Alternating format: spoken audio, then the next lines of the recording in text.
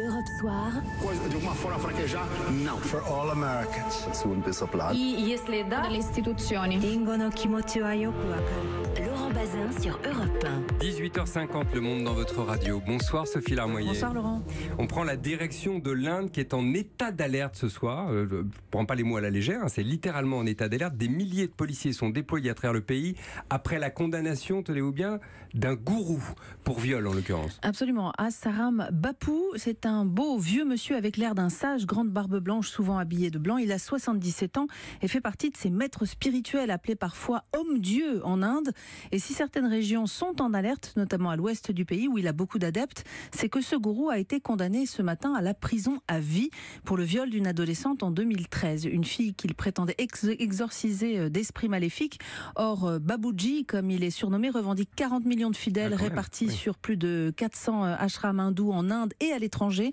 Une immense organisation qui pèse des centaines de millions de dollars. Donc c'est d'eux qu'on craint la réaction. Absolument, parce que ce type de personnage en Inde est adulé. Un autre gourou avait été condamné l'an dernier, lui aussi pour viol.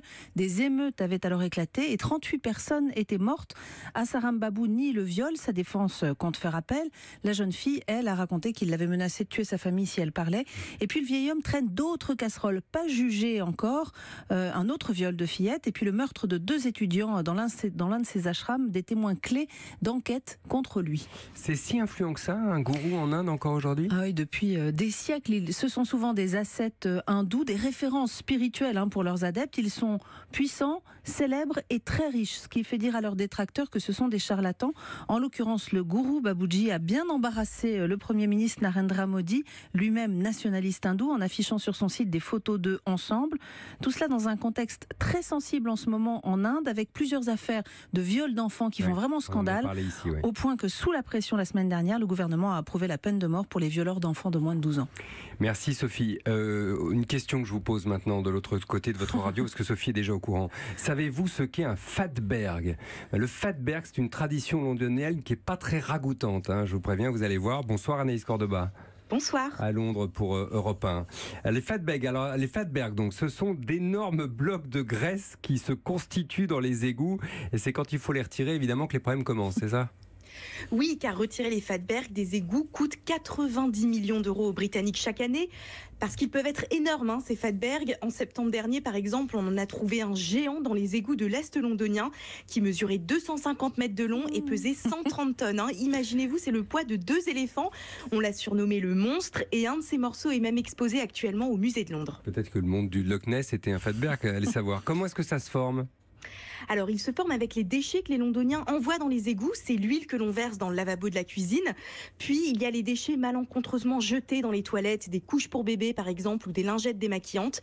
Et enfin, tout ce que charrient les eaux usées vient tout coller ensemble. Ces monstres de graisse révèlent aussi quelques secrets sur nos modes de vie. Ils contiennent des produits stupéfiants et des médicaments interdits qui aident à augmenter la masse musculaire. Alors, vous m'avez dit en préparant cette émission que ça avait fait l'objet d'un documentaire à la télé hier soir avec des révélations encore plus inquiétantes. Ça peut être pire, vraiment ? Oui, car on y trouve aussi des bactéries infectieuses comme la Listeria et E. coli qui sont potentiellement résistantes aux antibiotiques. Pour les experts qui ont autopsié le fatberg, ça pose un risque sanitaire pour les employés travaillant dans les égouts, évidemment. Mais pire, si un fatberg bloque complètement une canalisation, alors tout son contenu remonterait jusque chez les Londoniens. Et là, je vous laisse imaginer le tableau. Non, merci, c'est très gentil. Anaïs Cordoba à Londres pour Europe 1. En bref, Sophie, on va rester en Angleterre d'ailleurs. Vous avez un petit quiz sonore pour nous. Absolument. Est-ce que vous pouvez me dire ce qu'on entend là ? Big Ben. Bravo. Ça, c'est Big Ben, les cloches de Big Ben. C'est l'un des 16 000 sons.